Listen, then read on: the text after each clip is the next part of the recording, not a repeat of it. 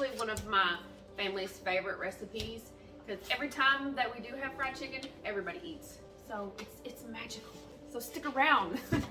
Okay, so for your marinade for this gluten-free fried chicken is going to consist of just 3 main ingredients: milk, Frank's Red Hot, and lemon juice. And I go ahead, I put all my chicken in the bag, and I clean up the tenders basically. And then I put them in my bag, and I did throw in a little bit of garlic powder and onion salt. After you've got your chicken in your marinade, you're gonna want to tenderize these tenders. And what I used is this little buddy right here. But what you're gonna do is just kind of give each one of those tenders a good like 2 or 3 boom, boom, boom. And don't go overboard with it. When you actually go to get them out of the bag to throw them in your dredge, they're just gonna fall apart on you. I'm gonna use about a 1/2 cup. And I eyeball most everything, y'all. I'm sorry. We're gonna go in and sprinkle some of our breadcrumbs on the xanthan gum. And you see how I've got it. I got my flour, I got my breadcrumbs, and then my xanthan gum. I do that for me just because I do eyeball everything, and it kind of tells me exactly how much of what I got in there. We're gonna add some parsley, seasoned salt, and I'll usually just put a good solid row in there. Onion salt. I'll put and garlic powder, and then a row of the garlic powder. And I do like to add pepper, so we're gonna add some pepper in there. And then I do sprinkle in a little bit of salt. I don't know about y'all, I like salt. Sometimes I do go overboard with the salt, and I'm known for being heavy-handed with the salt. But there's my flour, my seasoned salt, onion salt, garlic powder, pepper, breadcrumbs, xanthan gum, parsley. Okay. And I know this doesn't seem like a whole lot, but this will probably dredge that whole pack of chicken that I got in there. This stuff is not cheap, especially gluten-free flour. I don't like wasting stuff.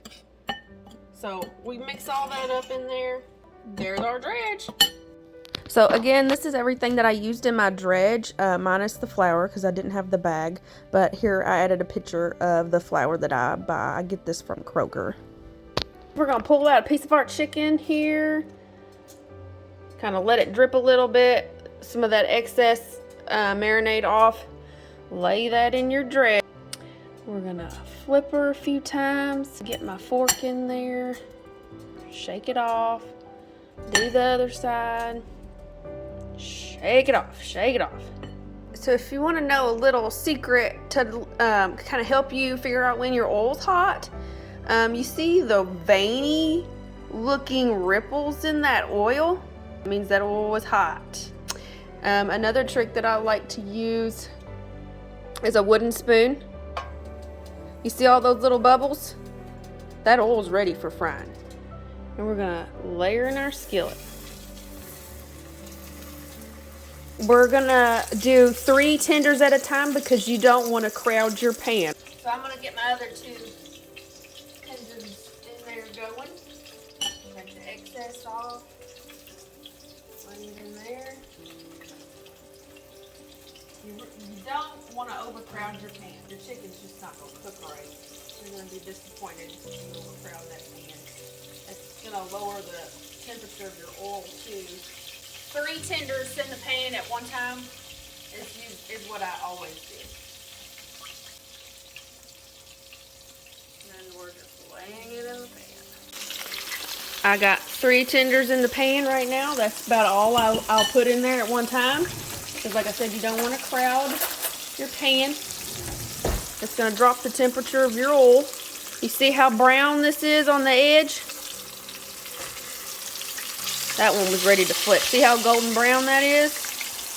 Beautiful. See, my temperature, I got it on right in between 6 and 7. So we're gonna watch the rest of these, and when you see the edges down here start to get really brown, then you're gonna wanna flip those. Usually they go for about 3 minutes on each side, 3 or 4 minutes.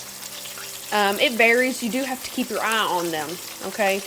But it's usually about 3 or 4 minutes, because once you've tenderized those tenders, you're thinning them out. So they're pretty thin, and they're gonna cook pretty quickly.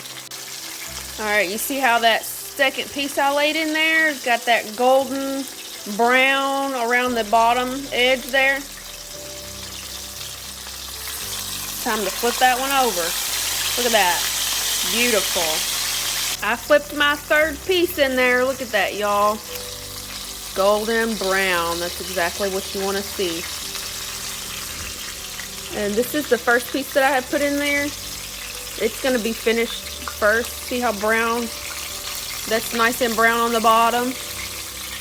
Like I said, I usually try to dredge them 3 pieces at a time, and then I'll throw them all 3 pieces in at the same time, so that they all come out at the same time. But it was a little hard to do that and, you know, kind of record it at the same time. But I'm making it work. Have you noticed that it's not bubbling, frying as frantically as it was earlier?